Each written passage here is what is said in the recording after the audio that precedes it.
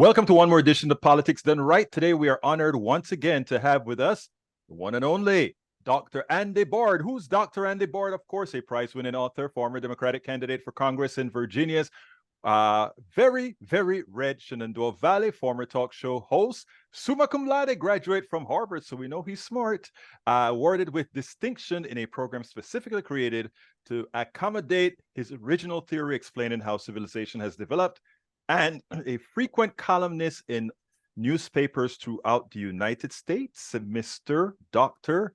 Schmookler. How are you doing this morning? I'm doing fine. Glad to be back with you. Well, absolutely. So today we're going to discuss an article some may think they have a notion of, because even I told you the article is titled, "How Are We to Think of Human Nature?" To which I responded, nurture versus nature. And then you said, let's take it a little bit deeper. So, Dr. Schmookler, tell me about human nature. Well, should I start with those two straw men or should I go right to my thesis? My brother, it's okay. On you. All right. So you mentioned that I have this original theory about what's happened to us as a species since we became civilized and took an unprecedented step. Well, that's true, and it has had at the center of it has been the question of human nature. So I got hit by that idea in 1970. I went in to see what everybody was saying about human nature because that was at the center of my vision. And I found that I really didn't agree with some of the main things that are out there in our civilization. One was the idea that we didn't have a real human nature, that we are so plastic that culture can make of us anything it wants, and like that. And I rejected that because we evolved to be creatures who lived like primates, and then hominids, and then hunter-gatherer bands of Homo sapiens for hundreds of thousands of years. We had to have a nature then. How could we not have one now? Just because we're cultural, because hunter-gatherers were living in a way that was consistent with what we had done before, and all creatures have to have an inborn Doctor, nature. let me stop you for a second here, because a lot of folks that are listening won't necessarily understand what you mean by we were hunter-gatherers. So why don't you give us a slight explanation of what that means? Oh, well, interesting. That's been so fundamental to how I think.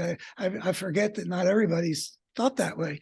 But until 10,000 years ago, all of Homo sapiens, our species, were living as what's called hunter-gatherers, which is they live off of what nature spontaneously provides. As opposed to? Well, as opposed to what then came, we started inventing a new way of life, and that begins with the domestication of plants and animals. The animals that people used to hunt, they start to gather into pens. And the plants that the gatherers used to gather, people start to cultivate in their own gardens. And this is an enormously significant event in the history of life. I mean, 3.5 billion years, never had a species done what we did then, which is invent a new way of life. And so it's a gradual emergence. Of course, we had a nature, and why would it go away? Well, you can say, well, for 10,000 years, we've been doing something different from what we'd always done, but that's just a drop in the bucket, 10,000 years after, mammalian evolution for 100 million years, or how that's the dryer. Sorry about that. Anyway, it was obvious that we would still have a substantial and important human nature, which equipped us to be able to do what we had to do when we lived in that other circumstance that we emerged out of over tens or hundreds of millions of years, however you want to think of it. And then there were the other people who would look at human nature and they would say, we're territorial animals. We're inherently willing to use violence to get what we want. And you can notice whenever anybody in our culture says, well, that's human nature, I think virtually without exception, when somebody says, well, that's human nature, they're pointing to something negative. So the heart of my vision about what's happened to us as a species could be boiled down to the statement that we've discussed before, that the ugliness we see in human history is not a clear window into our human nature. So I disagreed with the people who said we had no nature, and I disagreed with the people who said that we should look at our nature as basically problematic. And you know, it's interesting because I think that can be expanded into a lot of different arenas. Right now, we're talking about civilization, human nature, and what is it intrinsic to us that that makes us do what we do. But many a times when we're talking about just regular policies that we come up with, a lot of the excuses generally made on the right is that sounds good. That sounds like something nice to do, but it's not what, again, Dr. Schmookler, it's not human nature, and therefore we don't do. Continue, please. Kind of expand one of on the that. places where you and I have joined, I believe, and why I appreciate your having me back to deliver my better human story. But I think I understand that part of the appeal of a better human story for you is that you have a vision that we are capable of making a society that is far better than what we've got now. Absolutely. And so it's a value from your point of view, as it is from mine, to be able to see that what we are seeing around us shouldn't be understood as a clear window into this is what we are. We could be a lot better. And so the heart of this piece, to move into the next phase, is to answer the question, well, if I'm right in my vision, which we're not getting into today, but have in the past, which says that any species that steps across the line into civilization is going to get swept up into a systemic force that unnaturally drives the civilization to develop in destructive ways. And I feel like I proved that, but that's not where we're going now. Where we're going now is assuming that such a systemic force has driven the development of civilization in ways that we could not avoid and did not choose. Assuming that, how are we to understand what we're seeing in relation to what is our nature? And that leads me to tell the story about some research from the 1950s involving before you go into the monkeys. research, because that was a good research, the one that you talk about, the monkeys that had two different ways of being raised. I enjoyed that story, but I want to, before we get to the research itself, move it a bit more into today's reality, because how it is that America as a country, many a times had found itself on a path to redemption and on a path to correct its past ills, on a path that says we are better than that. How do we then, if there isn't something within ourselves that want to be quote unquote bad, and you know, I'm just using that as an excuse. That's fine. How do we allow, using your terminology again, the gangster, how do we allow the gangster to move us back into a position that really is rather inhumane and what we would like to call not human nature, but societal maybe? Well, so if somebody's willing to grant me that there's a force that's not a function of human nature that has driven our civilization, considered as a whole, system that's been, globally developing for 10,000 years, and, takes the forms of individual societies and cultures, and it takes the form of the whole pattern in which empires get built by powerful societies incorporating weaker societies. If you're willing to just sort of stipulate for the moment that you step across this threshold into civilization, and boom, you're in this war of all against all, and all kinds of crap's going to happen, no matter what the nature of the creature. If you stipulate that, then you're going to say, well, look at, and we've discussed this too, how patterns of brokenness move through history, move through time.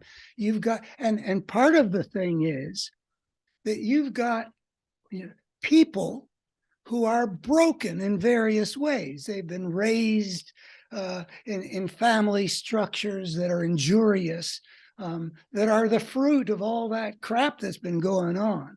So, for example, I'm writing a piece right now about what is it that makes people susceptible to believing lies. Because, as a guy, I've been a truth teller. I mean, I'm all about finding the truth and telling the truth. And I'm just blown away by what I've witnessed. We've got tens of millions of people in this country who believe, and we could make a little list of really important beliefs that they believe to be true, and whose falsehood is just couldn't be more obvious. The stolen election lie, the Trump did nothing wrong lie, the climate change is a hoax lie. I mean, there's no way anybody with basic intelligence and who is reasonably open to information would know. There's no way not to know that those are lies. I mean, how can you not know that the election wasn't stolen from Trump, that he was the one? I mean, it's just out there, presented as boldly as anything I've ever seen presented on the public stage. How can you not know that climate change is a major thing? I mean, just the daily news practically with wildfires and all the rest. How can you not know?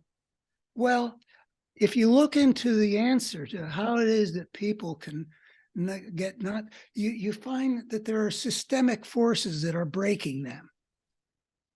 And You what can are they? see, well, for example, it can be a cultural thing. First of all, you can be brought up in a family in which there are lies that the children are compelled to believe.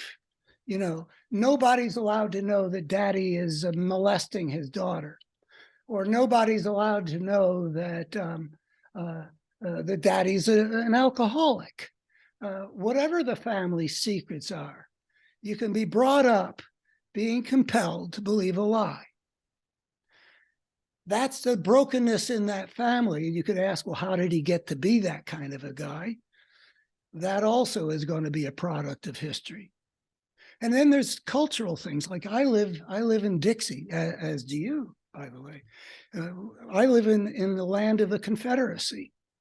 And it is a land in which lies have been told. If you look into the history of how the Civil War was taught in the South, you find that the powers of the state were used to compel teachers to teach lies about the Civil War. So people grew up, and it goes back before the Civil War too, but just looking at the lost cause lie, the war of northern aggression lie, the states' rights lie. It emerged right after the Civil War. It's been sold to generations of Southerners who have made a hero of Jefferson Davis, who led his region into an utter disaster. It's saturated with lies, and people are brought up from the beginning in the culture to be able to absorb certain kinds of lies from certain kinds of authorities. Anyway, The world is broken. It makes people broken. Then broken people forward the force of brokenness and so we are dealing with 10,000 years of a force of brokenness working in countless ways, permeating every level from the individual psyche to family structure, to social structure, to power structures, to the international system. Now, everything that you've just said there, if you take a listen to it, back to the article that we're discussing here with regards to human nature, I think a lot of what you're saying is, and I think your experiment as well that you're about to talk about is going to prove that. And I think it's something that I've always agreed with, that while there is in fact human nature, much of what occurs has less to do with human nature, because all the brokenness that you talk about, all these issues that you speak about with people wanting to believe fallacies or people having learned fallacies from their inception, from their birth, actually says that a lot of this quote unquote brokenness, a lot of this belief system, it's the external that's causing it and not the nature that's causing it. Do I read you right? Yeah, we live in an unnatural world. Right.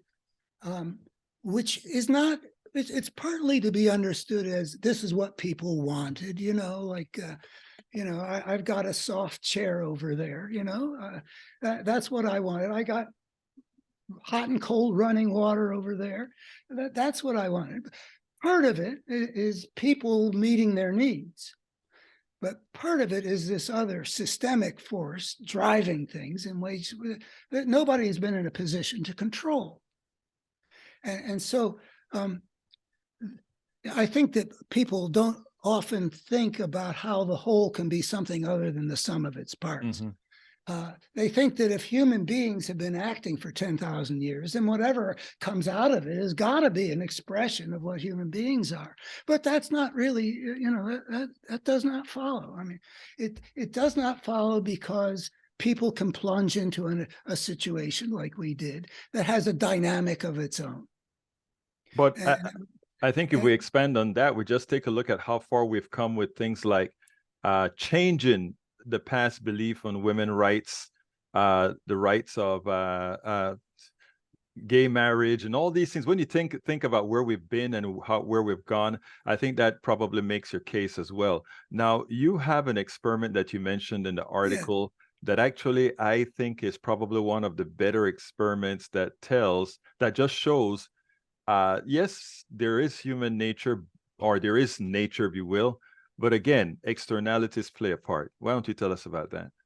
Yeah, the point's going to be that for species like us, we're born incomplete because and we're not the only ones, but we're what do you mean by we were born incomplete? Well, what I mean is we're born, for example, with the innate capacity, which is quite extraordinary, just us human beings. We're going to learn a language. But what language we're going to learn, that depends on where we get born, You and I speak English, though you're bilingual in a way that I'm not. But we if we'd been born at a different time and place, we could be speaking, ancient Greek, or we could be speaking Mandarin Chinese, and that stands for all kinds of things. But even the rhesus monkey, who's not going to be learning a language and a culture as complex as what we humans do. The study took a bunch of rhesus monkey infants and divided them into two groups.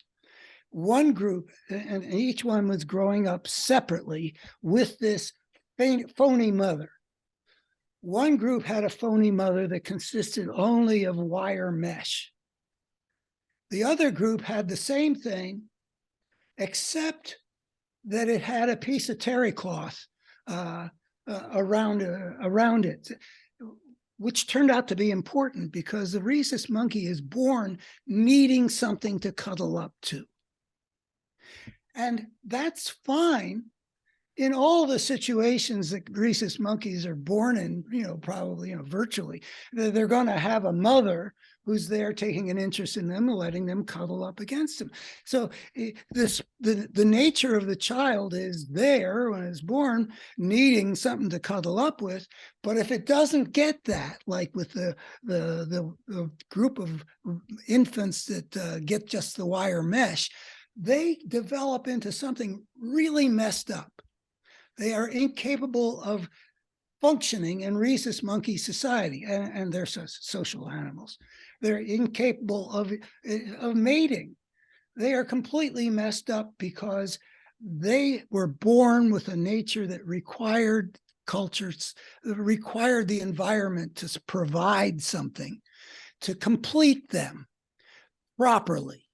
And except for the unnatural thing that the scientist, who would never be allowed to do this experiment nowadays, the scientist created this unnatural situation, which resulted in messing up the creature so much that it could hardly, that's not rhesus nature.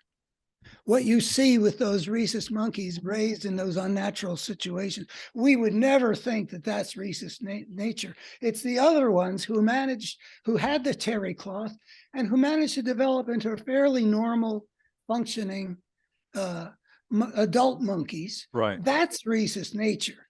So that unnatural environment, the wire mesh mother, is at least somewhat analogous to the civilized societies that we human beings have been compelled to live in. They are unnatural in ways that are not a function of how to complete us. They have been in many ways hostile to human nature, because the whole, and this is going back to the idea that we've gone into before, the necessity has been that what survives is what can prevail in a war of all against all. What survives is essentially the spirit of the warlord, which is what emerges out of the anarchy that the step into civilization inevitably creates.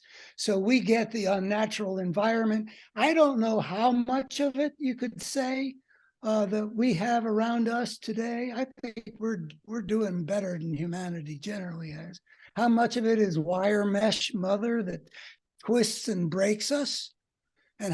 But we do know that when civilization first emerged, fully bloomed in cities and empires, what we see is indeed the spirit of the gangster having a disproportionate say in how the human world gets run. We see tyrants. We see the majority of people living lives of slaves. This is not what human beings would have chosen. This is the unnatural environment. So here's a question, and this is what, I it's one that I want answered. I think it's one that we seek the answer for over and over again, and I think if we find the right answer to this, we may be successful. Do you think I'm going to be able to answer it? I think you should know the answer. Okay. I don't know. Let's see. All right, but suck it to me. Here's the thing, Doc. My contention is that most people are good, and I see that. I work with that. I talk to people of all stripes, and I can tell you, deep in my heart, this is not a cliche. Most people are good, and most actually want to do good. But also, what you talk about a lot, the externalities that come into people's minds, everything that you talk about, the spirit of the gangster, being able to control the people, all of that is what I see. I look at the gangsters in our society, and the gangsters aren't only the Donald Trumps. In fact, Donald Trump himself has his own gangster, in my opinion, which is the system above him. But they are able, a small quantity of them are able to penetrate the good people. And I'm not only talking about what they learn, but it's just on how they act and the things that they do and what they consider normal. What do you think, first of all, is the proper way to define that And secondly, how do we get to people to neutralize the bad gangster and become a good gangster? Well, I Or I let me back up. oh, okay. I said that wrong. How can we change from the bad gangster to make them see us as gangsters for good? Well, I wouldn't. I would never use a phrase like "gangsters for good," but Well, you get the analogy I'm trying to make. well, yeah. So you say all most people are good, and Yes. I see a lot of truth in that. But I do have to confess that I've struggled for over 50 years to get a clear idea of what is our human nature. And I really don't. I don't know how good it is. I feel like I can prove that it's better than we have been taught to think it is. And I'm aware of a lot of research which indicates that things like compassion, um, a Empathy. sense, empathy, a sense of fairness, do seem to be built into us. I also think that you know the fostering of human goodness is also a challenge. I mean, just like a culture can work to make people broken, I think that real wholeness is an achievement, not just a birthright.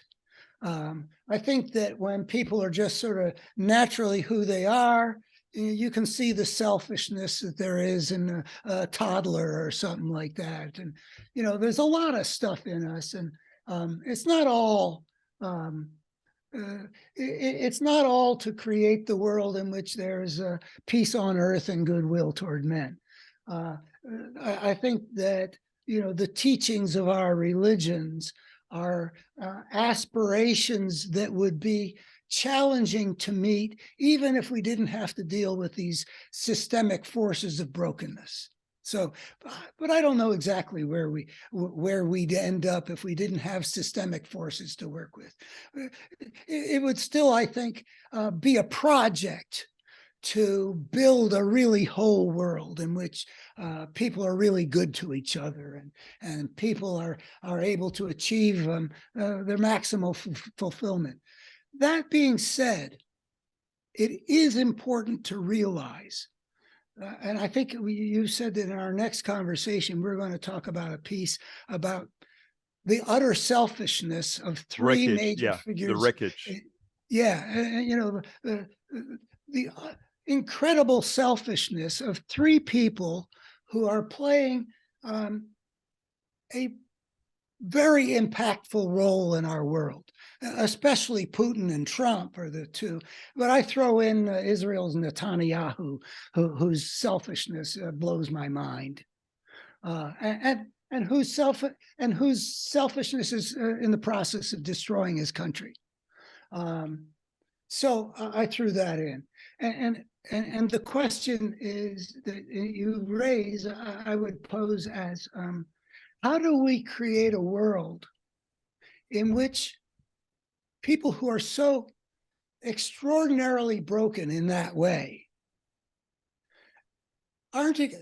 don't play such a disproportionate role in human affairs? I mean, Putin by himself has changed the whole dynamic of the planet. The piece of Europe that took him 70 some years to build, he's broken it. Just one man made that decision. How do we create a world in which somebody like that cannot become the sole voice deciding what a nation with a massive nuclear arsenal will do on the planet? So that's, one level of saying what the challenge is. And another level of it is, something's gone wrong in this country at the level of consciousness. If you've got a major American political party that would have the relationship with a would-be tyrant like Donald Trump that the base had in 2015-16 to make him the nominee, that the party has had to acquit him when he was the most impeachable president we could imagine, and that continues to follow him even after he's essentially tried to overthrow the constitutional order. He didn't create the circumstances in which such a thing could happen. How do we heal what's gone wrong in the minds of tens of millions of people? And that's a question, how do we do it? Well, I often come up with a metaphor. It's not the great metaphor, but I often come up with it. Yeah, I don't buy meat. I don't cook meat. But my mom used to make a pot roast, and she made a delicious pot roast. And I remember the way a good piece of chuck roast would be marbled with fat. So there's real meat, and then there's the fat to bring out the flavor, and ideally, well, it's the world we live in is that chuck roast. And the fat is all the dimensions of brokenness that there are at every level of the society, from people's being taught to hate the animal that we also are, all the things that happen in our world that are broken at every level, the injustices, the prejudices, the paranoias, all of it needs to be dealt with. It's all it all feeds itself. So if you look at the force of fascism in America today, you can see the tributaries to them are all the dimensions of American brokenness that we've seen over the centuries. So then do we fix it? The racism, the corporate greed, they're all aligned, sort of showing these are all the rivers that are feeding in, that are now in a position to threaten the very survival of American democracy. And we've had all these rivers all along, but they have combined in a way. Dr. Schmookler, good problem talking about the issue, etc. And we're running close on time here. So I'm going to ask you one thing to when we talk about the wickedness that we spoke about before. The whatness? I think we called it, I don't have your email right now. The next subject that we're talking about, the wreckage. Wreckage. The wreckage that utter what did I say? Wreaks upon the world. Right. That's what I like wreaking wreckage. There we go. Yeah, I know you would have some sort of alliteration or something with that, but here is what I'd like to do, because I want you to give a closer here. But for the next talk that we're going to do, I would like to and maybe we talk about the wreckage completely first, and then for our audience, what we start to do is talk about solutions that we think with the people out there trying to answer questions and trying to make a better America, a better world.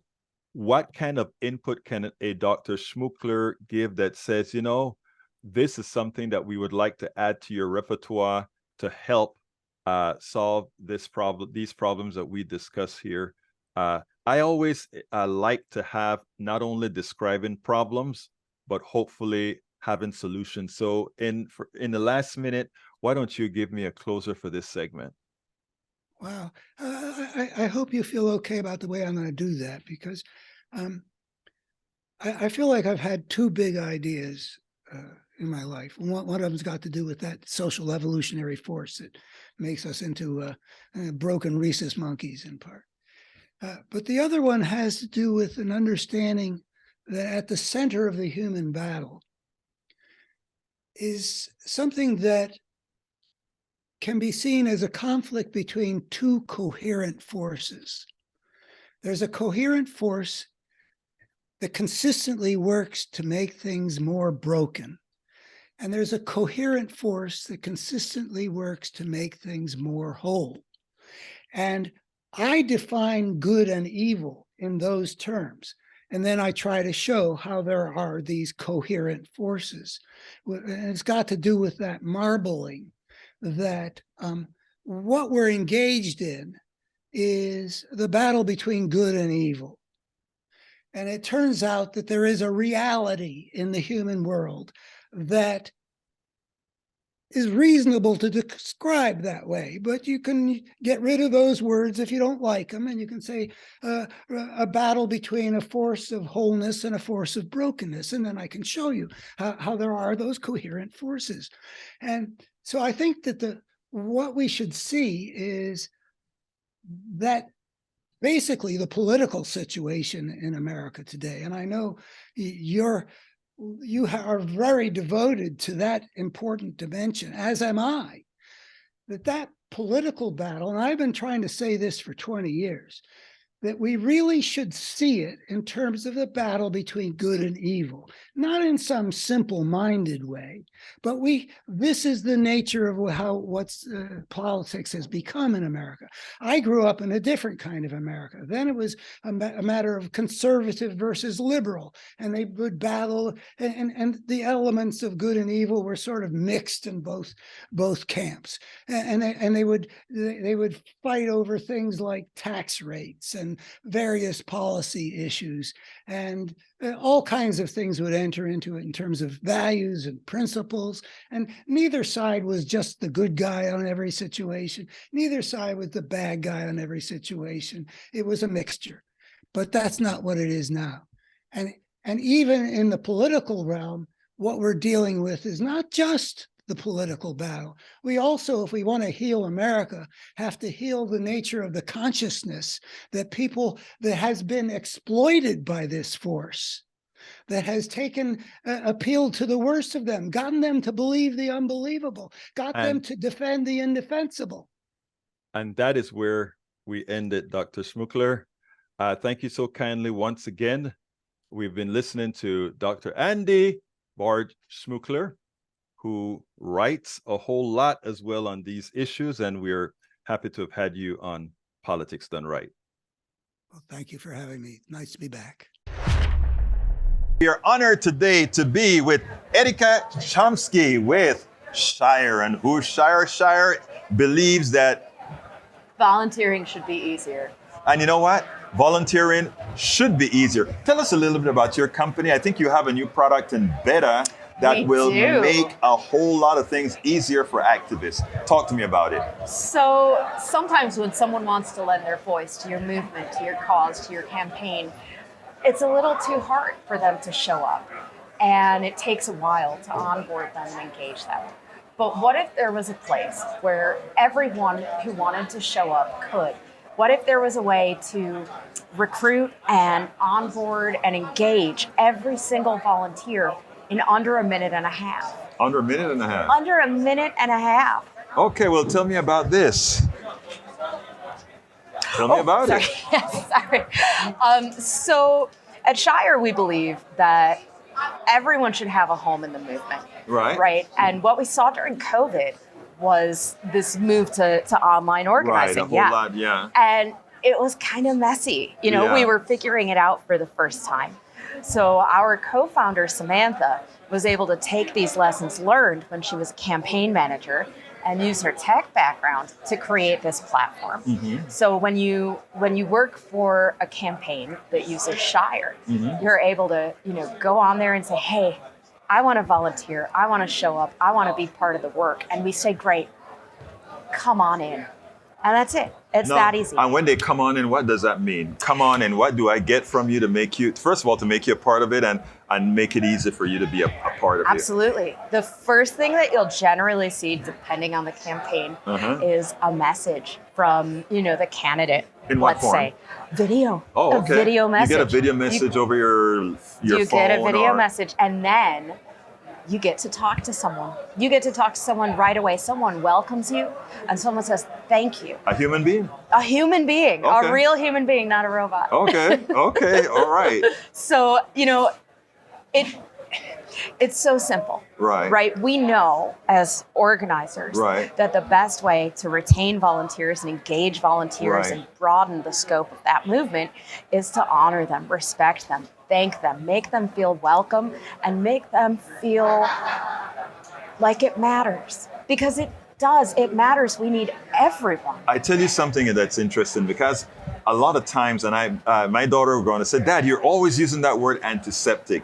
But there are some times that you find that with all these online tools, they're really made in a form that's a bit antiseptic. It's not, you don't feel that human touch in it. And so I don't know, unless you're a real, an activist that just is embedded into the system, you say you go in a bit and it turns out that you may not want to do it after all.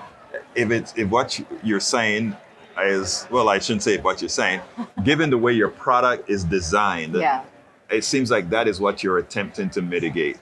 We are, and I think sometimes when people show up to volunteer, they get thrown into like 17 different channels in a trench coat, and their phone just beeps forever, and they go, I can't do this. I want to do one thing.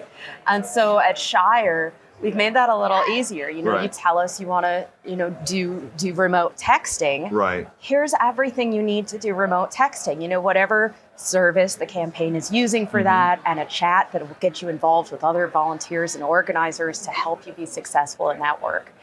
And we've built accessibility right into the platform. So that enables us to engage volunteers with disabilities in a way that I think really came to light during COVID.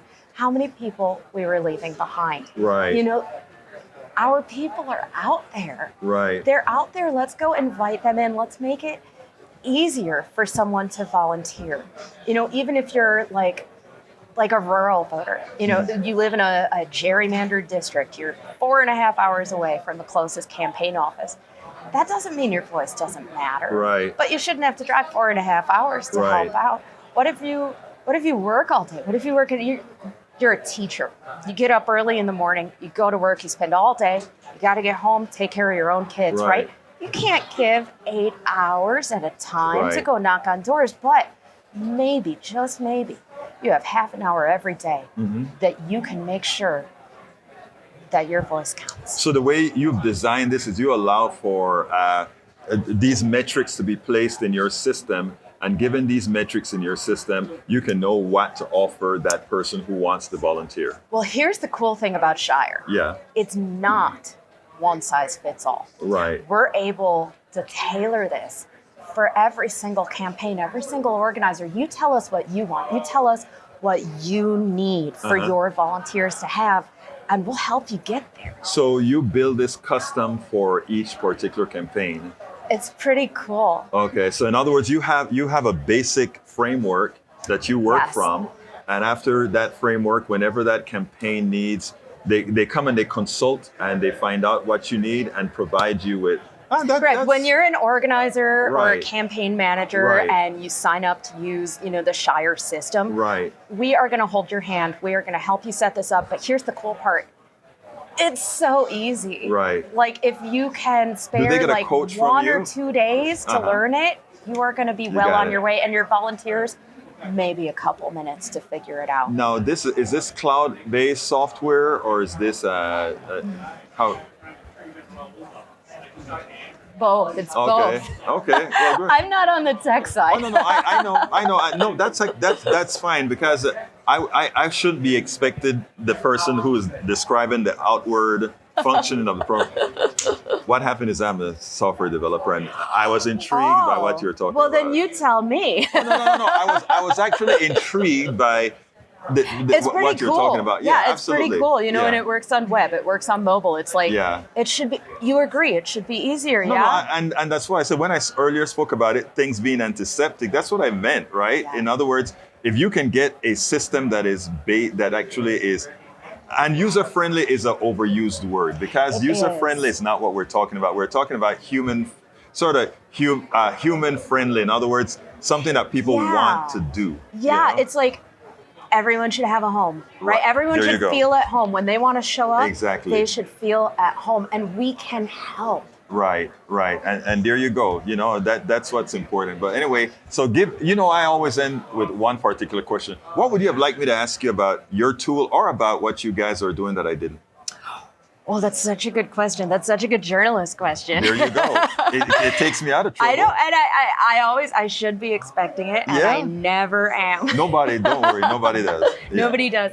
I think the most important thing to know about Shire is that, well, not the most important thing, but a very important thing for organizers to know about Shire is that we're ready to go.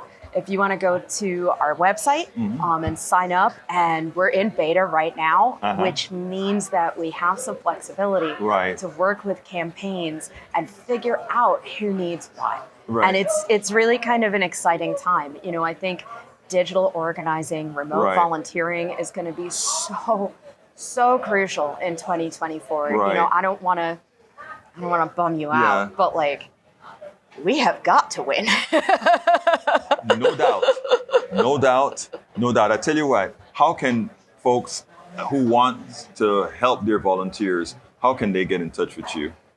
Well, right now we're working with a wide variety of campaign organizers, candidates, unions, and it's really great. So if you are running a campaign, if you need help, if you need volunteers, if you want to really, truly engage people wherever they're at, just come on over to the website and check us out. So what's your website? Getshire.com.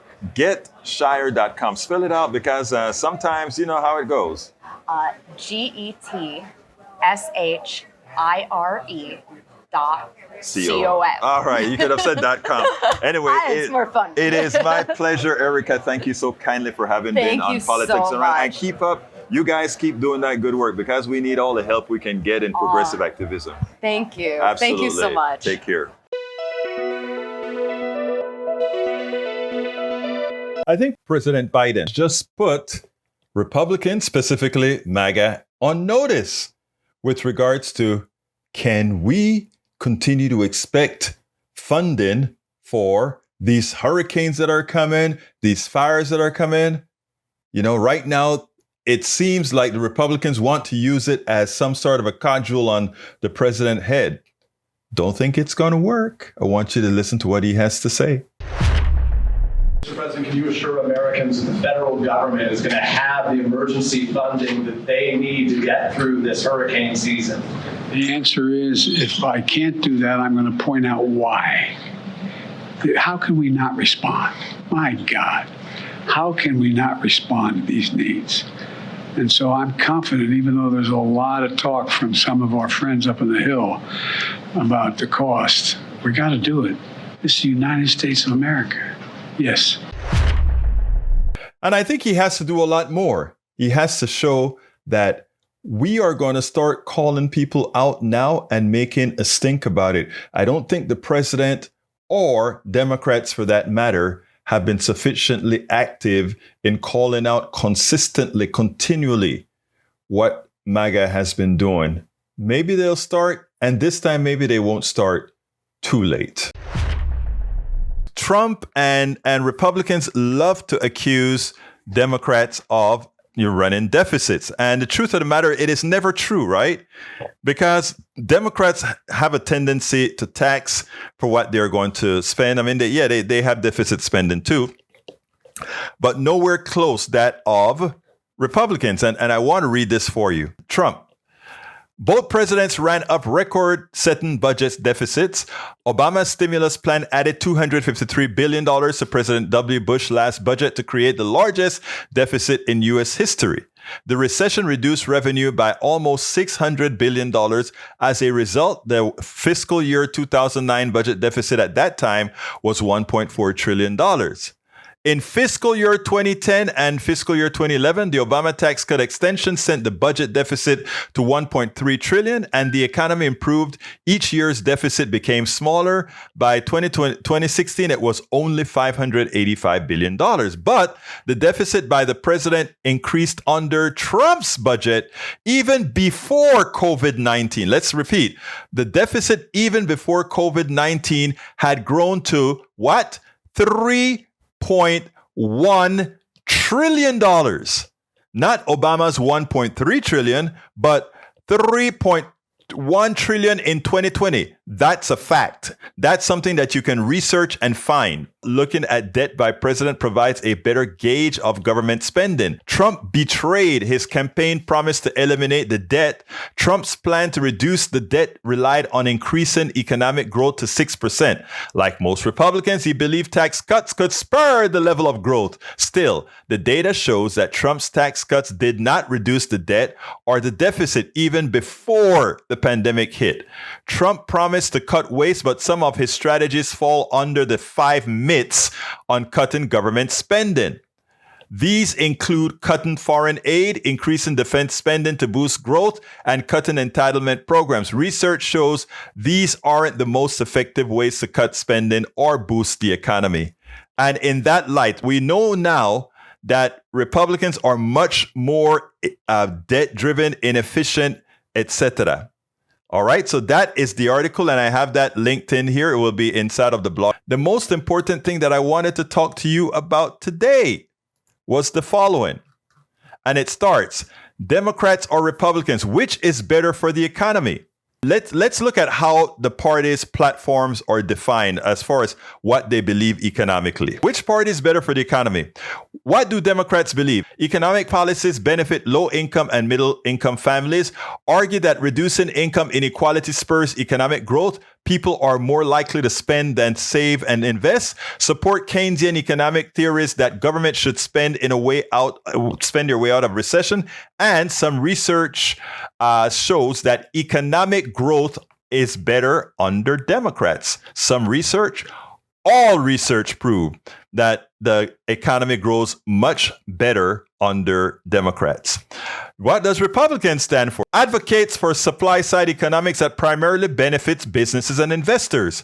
Argue that tax cuts on business allows them to hire more workers, increasing demand on growth, which has turned out to be false, as we stated before. Support the pursuit of prosperity without government interference. Of course, they don't want the government because they don't want regulations to stop them from harming people. And business-friendly approach makes many believe the Republicans are better for economy. In other words, because they support business, people have the illusion that they're better for the economy. But ultimately speaking, they're not. And what we have here are GDP growth for each of the presidents, right? And when we take a look at the chart, and I have the chart, these are numbers that's all verifiable. Look at the presidents now. 184% increase under Roosevelt. LBJ, 1 term and a half, 29%. JFK, 14%. Clinton, 36%. Only Reagan, because Reagan lied to the people and gave them, he claimed he was a supply sider. He was a supply sider with a bias to Keynesian. How do I prove that? Increase the national budget, increase the spending in defense by a bunch, give away a lot of stuff to people, and cut taxes. So he got a 31% increase again. And also we were coming out of a deep recession from under Carter, right?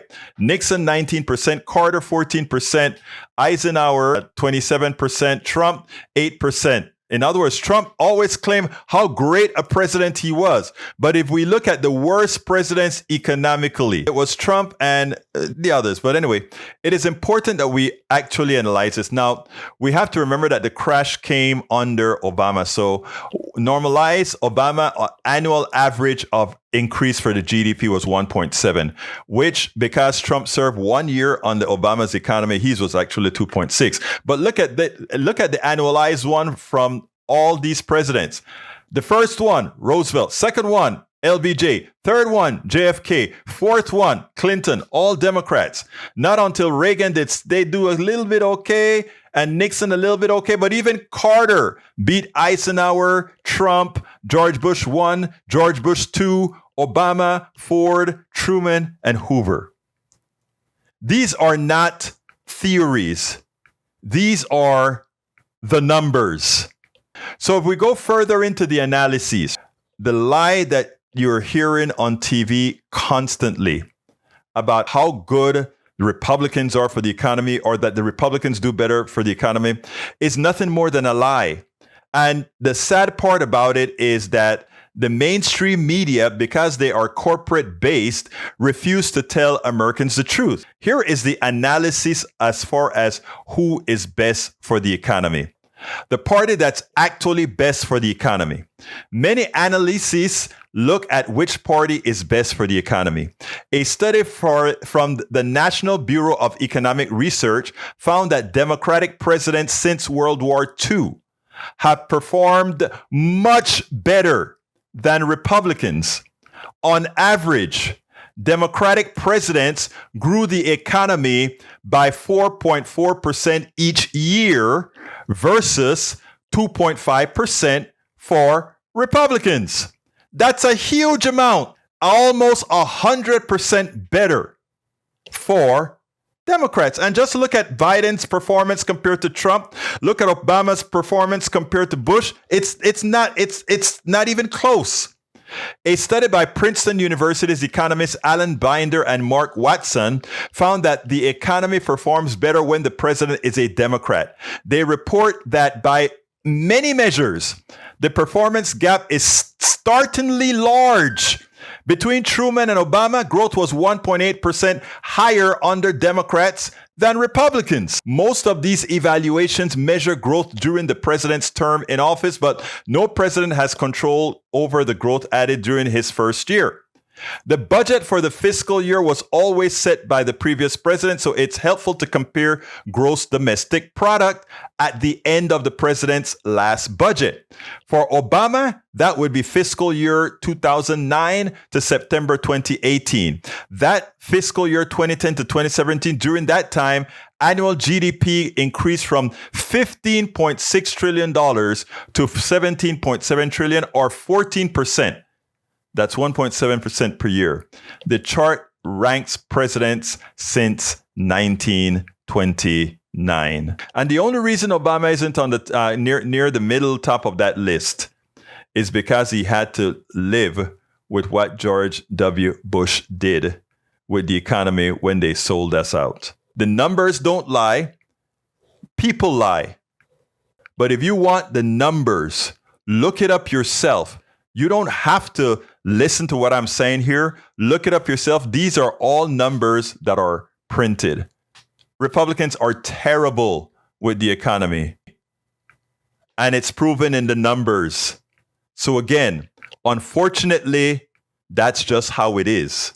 And when you guys start voting your interests and not some ideology that stands for nothing, more than likely, we can make progress as a society. While we have some here that will refuse to look at the facts at hand, my dear brothers and sisters, remember, if you want to have a good economy, if you want to maximize what's good for you, this is not something that just happened with one president. This is a pattern that one can follow. You want a good economy? Elect the types of presidents that gives you good economies.